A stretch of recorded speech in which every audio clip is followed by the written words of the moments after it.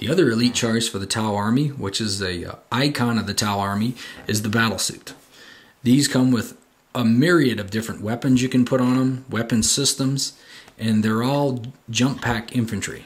You see they have the little jump packs on the back here, which enables them to move 6 inches in the assault phase, whether they assault or not. And that is what creates the legendary harassing Tau jump, shoot, jump. All these weapons are also magnetized, so I can trade them out with different weapon loadouts, fighting different armies.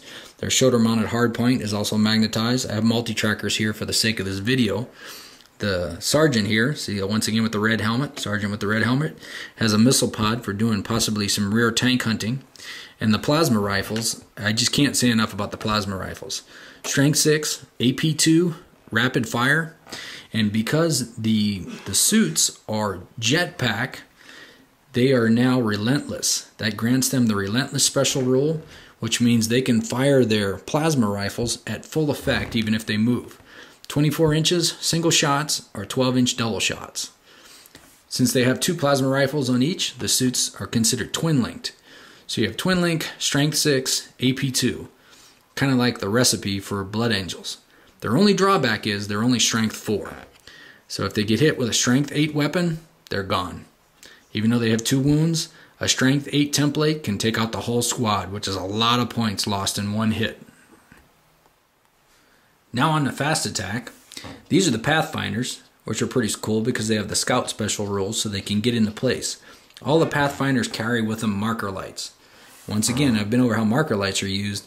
It really screws with the enemy when all of a sudden every Tau in your army has a BS of 5 as opposed to their traditional BS of 3, or you reduce the enemy save down to nothing, or his cover save down to nothing, or his leadership down to nothing, and you have Marines failing their leadership test. Only drawback to the Pathfinders is they have to take a Devilfish. I was going to paint a Devilfish in the same color scheme as the Pathfinders to symbolize that it was their Devilfish, but then I like to load up my troops in the Devilfish, and that would definitely let people know who was in that Devilfish. So I preferred to leave the Devilfish in the same color scheme as the rest of the Devilfish. That way my opponent has to guess which transport has what unit in it as the game progresses. The thing we use for the marker lights is these were found at Hobby Lobby. If you have a Hobby Lobby around you, this is for to put in the bottom of decorative flower displays and stuff. These little red crystals, you can buy a whole box of them for about $4. And so what I'll do is I'll put those in front of enemy units to mark how many marker lights they have on them. So 3 marker lights, 3 of my units can bump up their BSs, or I can reduce their leadership by 3, or I can reduce their cover save by 3, or a combination thereof with all the marker lights from the Pathfinders. So there are the Pathfinders. Another fast attack unit favorite of mine is a gun drone squad. These are the gun drone squad, and what these guys do is again they're jump pack infantry, so they can move up to 18 inches per turn. Pretty cheap unit. It's pretty cheap to field them.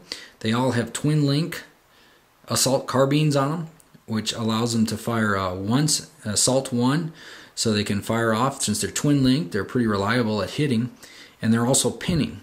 These are my favorite because it's a really cheap, fast moving unit.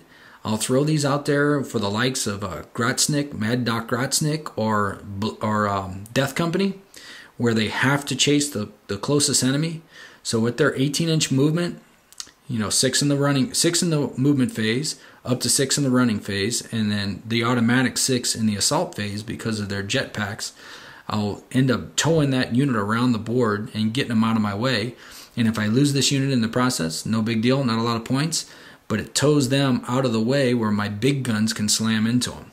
Plus, if I choose not to run in the shooting phase, you have 10 assault shots with these pinning rifles, possibly can pin some people in spot to keep them again. Again, this is my favorite tactic to deploy against the like Mad Doc Grotznick or the Death Company, where they have to go after the closest enemy.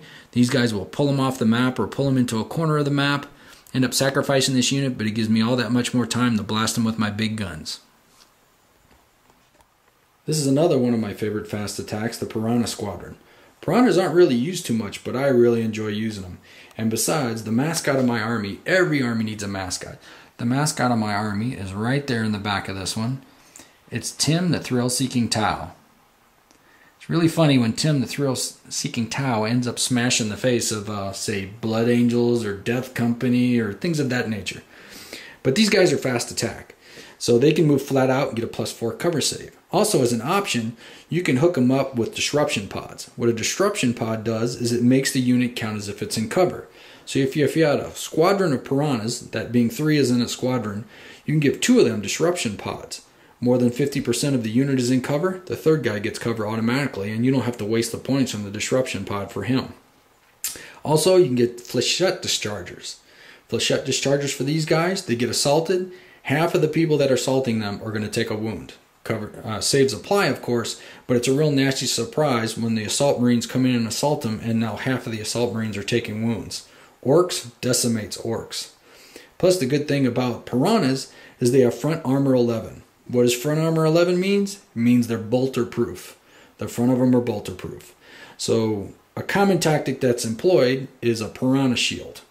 What you'll do is you'll take your piranhas and you'll line them up like this. And then if you got a couple more, you can line them out on the sides like this. Now you have a piranha wall.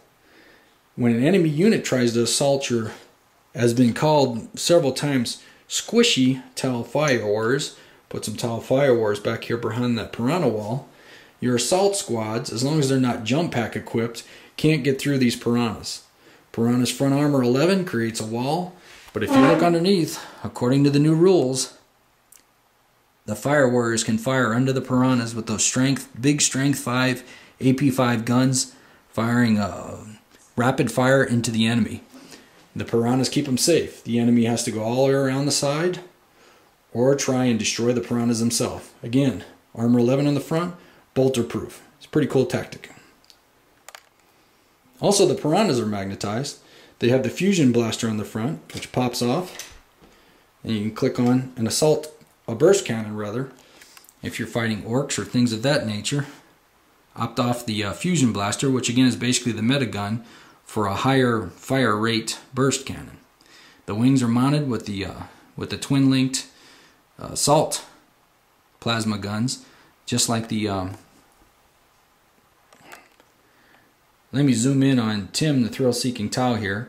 I like to use the fusion blaster on the front here, which once again is basically a meta gun. Great for tank hunting or taking out those high-priority independent characters, things of that nature. But I got that magnetized too, so we can pull that off here, and then we can put on a burst cannon. For the likes of fighting orcs or Imperial Guard or things of that nature where you're fighting horde armies, that burst cannon puts out more firepower. Also, you got your wing-mounted drones, which have the twin-linked assault plasma guns, and these can also detach from the vehicle and go out and fight on their own.